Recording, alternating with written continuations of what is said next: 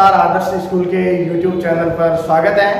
और जो अपने मूल अधिकार पढ़े थे, जो उससे आगे अपन पढ़ रहे हैं कि जो पहला अधिकार है समानता का अधिकार है। समानता का अधिकार का उल्लेख है आर्टिकल 14 से 18 और इसके अंदर है आर्टिकल 14 है, इसके अंदर लिखा गया है कि कानून के समक्ष समानता, यानी कि कानून सबके लिए समान होगा। उसमें ना तो कोई ऊंच नीच, अमीर गरीब, अधिकारी गैर अधिकारी, इस प्रकार का कोई भेदभाव नहीं होगा। यानी कि भारत का जो कानून है सबके लिए समान है। यहाँ देखिएगा कि राज्य के किसी व्यक्ति, यहाँ व्यक्ति शब्द का उल्लेख किया गया है कि किसी व्यक्ति को विधि यानी कानून के समक्ष समता यानी समानता और विधियों के समान संरक्षण से वंचित नहीं करेगा। और ये जो विधि के समक्ष समानता का भाव है, ये जो समानता की बात है, ये तो ब्रिटेन के संविधान से अपनाई गई है। और दूसरी है विधियों के समान संरक्षण की बात है, ये जो संरक्षण की बात है अमेरिका से अपनाई गई है।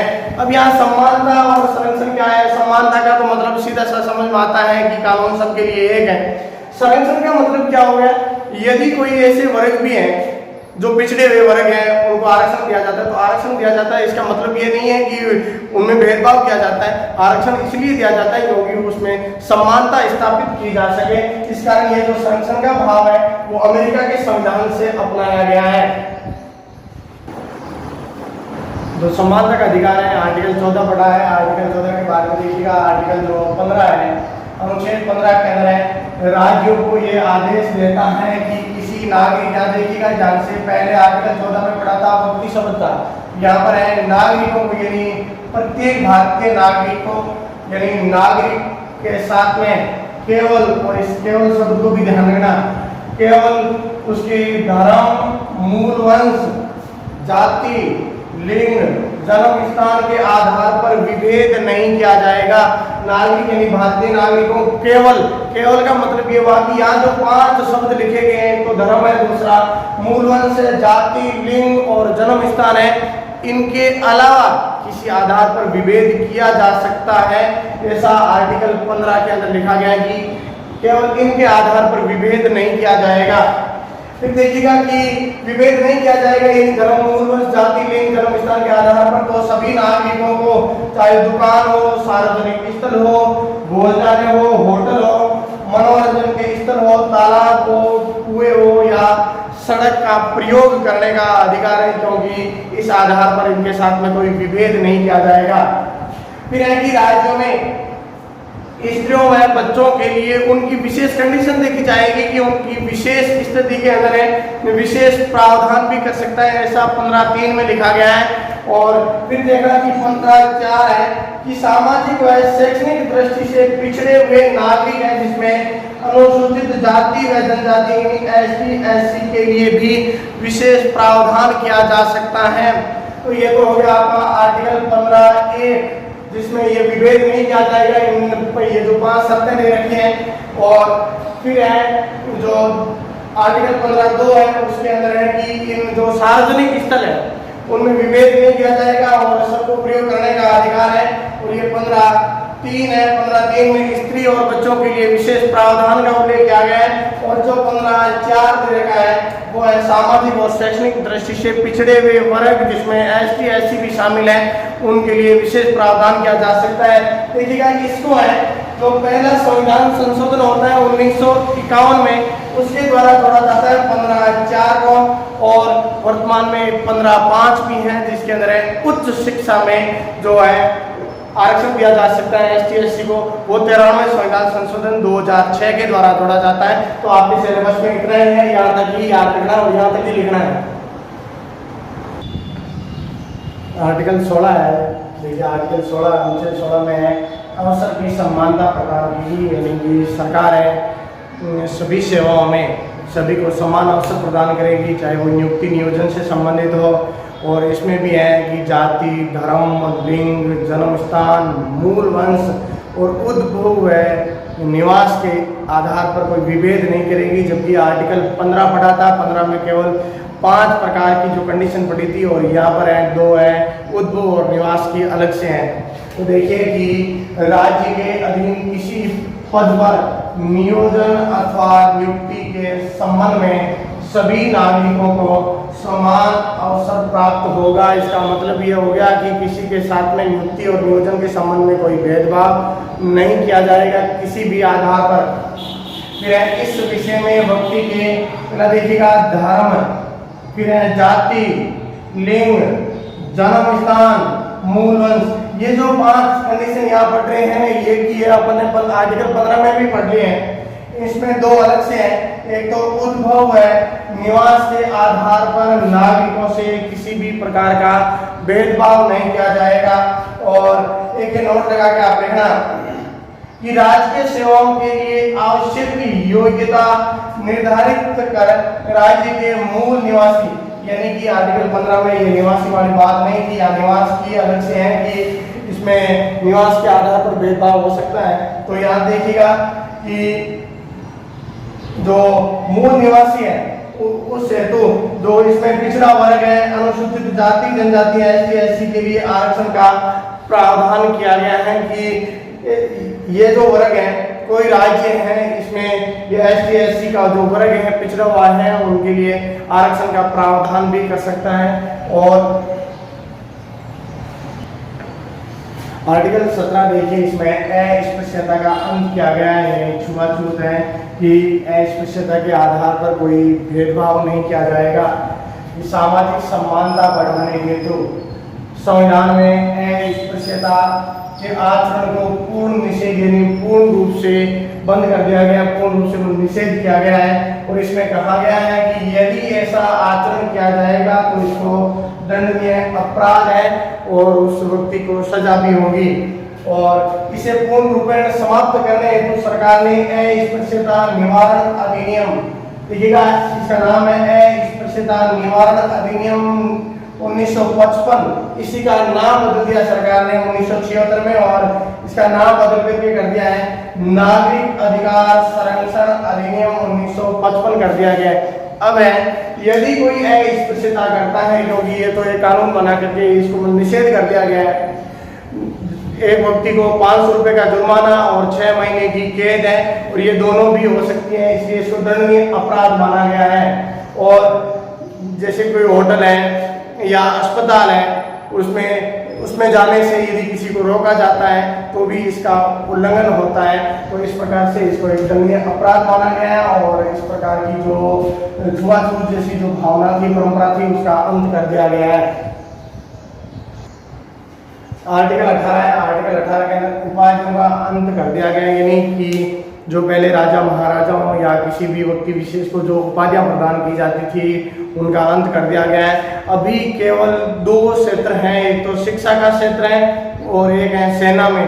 2 क्षेत्रों में उपाधियां धारण करने का अधिकार प्रदान किया गया है, बाकी का सभी को समाप्त कर दिया गया है। और यदि कोई नागरिक विदेशी उपाधि धारण करना चाहता है या उसको स्वीकार कर रहा है तो पहले राष्ट्रपति की जो स्वीकृति अनिवार्य है। तो देखिएगा कि संविधान में केवल सेना व विद्या संबंधी उपाधियों के अतिरिक्त राज्य द्वारा किसी भी तरह की उपाधि दिया जाना निषेध कर दिया गया है। और इसके अतिरिक्त भारत का कोई भी नागरिक है राष्ट्रपति की बिना आज्ञा विदेशी राज्य की उपाधि स्वीकार नहीं करेगा। यदि कोई विदेशी उपाधि धारण कर रहा है तो उससे पहले राष्ट्रपति से अनुमति लेना अनिवार्य है। राष्ट्रपति की अनुमति के बिना वो विदेशी उपाधि स्वीकार नहीं कर सकता है। देखिएगा जो एक था पहला समानता का अधिकार 14 से 18 अपन ने पढ़ लिया है। दूसरा अधिकार है वो है स्वतंत्रता का अधिकार, और ये आर्टिकल 19 से 22 तक इसका उल्लेख है। तो देखिएगा जो आर्टिकल 19 है, 19 में प्रत्येक नागरिक को 6 प्रकार की मूलभूत स्वतंत्रताएं प्रदान की गई हैं। स्वतंत्रताएं प्रदान की गई हैं। मूल संविधान में ये स्वतंत्रताएं 7 थी, लेकिन वर्तमान में यह 6 प्रकार की स्वतंत्रताएं आर्टिकल 19 के तहत। कैसे देखिए, आर्टिकल 19 और 19 के अंदर ए के अंदर ए, और ए अपने को क्या कहता है कि भाषण व अभिव्यक्ति या विचार व अभिव्यक्ति की स्वतंत्रता,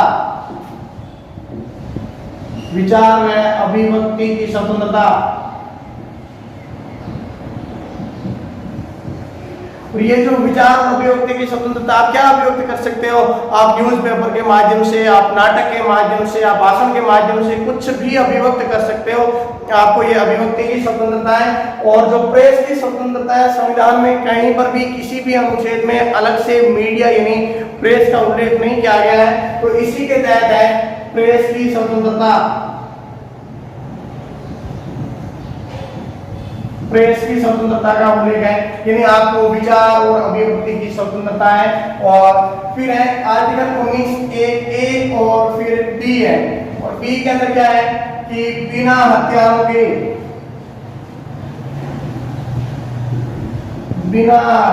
के शांतिपूर्ण एकत्रित होने या सम्मेलन करने का अधिकार है। अब देखिए, बिना हथियारों के शांतिपूर्ण एकत्रित होने का अधिकार है। आप पूछोगे कि सर ये आप बात बता रहे हो, लेकिन है सिख समुदाय का है, जहाँ पर यदि कोई मेला लग रहा है या सिख समुदाय के लोग कहीं पर एकत्रित हो रहे हैं, तो उनके पास में मतलब करपाट रहती है और वो करपाट लेकर के आते हैं, तो वो हथियारों में वो इसमें शामिल नहीं होगा, क्योंकि उनका जो धार्मिक ग्रंथ है, उनकी जो धार्मिक भावना है, क्योंकि वो धर्म से संबंधित है। आर्टिकल 25 में अंतःकरण की स्वतंत्रता के तहत ऐसा किया गया है, तो वो इसमें शामिल नहीं है, तो वो कृपाण लेकर के एकत्रित हो सकते हैं। बाकी है बिना हथियारों के शांतिपूर्ण ढंग से आप एकत्रित हो सकते हैं, वो सम्मेलन करने का अधिकार दिया गया है। फिर सी है, देखिएगा, आपको कोई संघ बनाने या आपको कोई संगठन बनाने की स्वतंत्रता। अब संघ या संगठन यानी आप कोई भी ग्रुप बना सकते हो, संघ बना सकते हो, संगठन बना सकते हो, कोई यूनियन बना सकते हो, जैसे कि कोई मजदूर संघ है या किसी भी प्रकार का कोई यूनियन बनाया जाएगा, उस प्रकार की जो स्वतंत्रता है वो आर्टिकल 19(1)(c) के तहत दी गई है।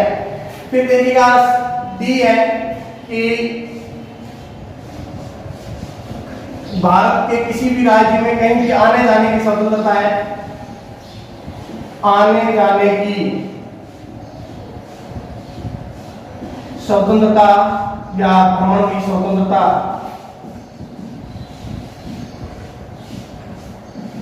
यानी आप भारत के किसी भी राज्य में किसी भी हिस्से में घूमने फिरने जा सकते हो, आपको कोई मनाही नहीं है, मतलब निर्बाध ढंग से आप घूम फिर सकते हो। और फिर आता है ई, और ई के तहत क्या है? निवास की स्वतंत्रता।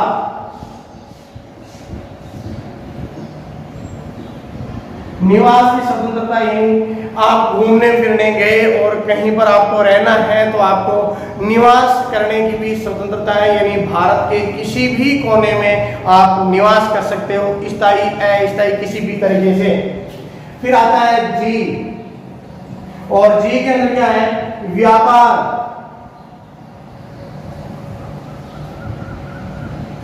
व्यवसाय की स्वतंत्रता। आप किसी भी प्रकार का अपना बिजनेस कर सकते हो, व्यापार कर सकते हो, लेकिन ऐसे कोई कार्य जो खतरनाक है, हानिकारक है, वो कार्य नहीं किए जाएंगे, और उसके लिए है लाइसेंस लेना अनिवार्य है। लाइसेंस के बिना आप ऐसा काम नहीं कर सकते हो। बाकी व्यापार व्यवसाय की स्वतंत्रता है। तो इस आर्टिकल 19 के तहत 6 प्रकार की स्वतंत्रता है। दोबारा से देखिए, आर्टिकल 19(a) में विचार व अभिव्यक्ति की स्वतंत्रता है, इसी के माध्यम से प्रेस को स्वतंत्रता प्रदान की गई है। फिर दूसरी बात है कि बिना हथियारों के कहीं पर भी शांतिपूर्ण एकत्रित होने या सम्मेलन करने की स्वतंत्रता है। फिर सी में कहा गया है कि आप कोई संघ बना सकते हो, संगठन बना सकते हो, कोई यूनियन बना सकते हो, बनाने की स्वतंत्रता दी गई है। और फिर डी है, जिसमें आने जाने की स्वतंत्रता, भ्रमण की स्वतंत्रता, यानी आप भारत के किसी भी कोने में घूमने फिरने जा सकते हो, आने जाने की स्वतंत्रता, भ्रमण की स्वतंत्रता है। फिर है निवास की स्वतंत्रता। आप कहीं पर घूमने फिरने गए और कोई जगह आपको ठीक लगी कि मुझे यही रहना है, तो वहां पर आपको निवास करने की भी स्वतंत्रता, आप निवास कर सकते हो। और फिर है जी है व्यापार, मतलब बिजनेस करने की जो स्वतंत्रता दी गई है। अब आप पूछोगे कि सर ये बीच में से एफ कहाँ गया, तो मैंने आपको आज भी बताया था, कल भी बताया था कि आर्टिकल 31 और आर्टिकल 19 एक एफ दोनों के अंदर किसका उल्लेख था, संपत्ति का जो अधिकार था उसका उल्लेख था, जिसको 44वें अमेंडमेंट 1978 के द्वारा हटा दिया गया है और वर्तमान में वो एक कानूनी अधिकार है आर्टिकल 300 के तहत। तो ये जो 31 हटाया गया उसी के साथ में यहाँ से भी संपत्ति के अधिकार को हटा दिया गया। तो वर्तमान में आपको 6 प्रकार की स्वतंत्रता याद रखनी है और ऐसा नहीं कि इन पर सरकार रोक नहीं लगा सकती है, बिल्कुल इन पर रोक लगाई जा सकती है जो राज्य के हित में होगा। और यदि कहीं पर भी इनका उल्लंघन किया जा रहा है तो ऐसी कंडीशन में इन पर सरकार कानून बना करके रोक भी लगा सकती है।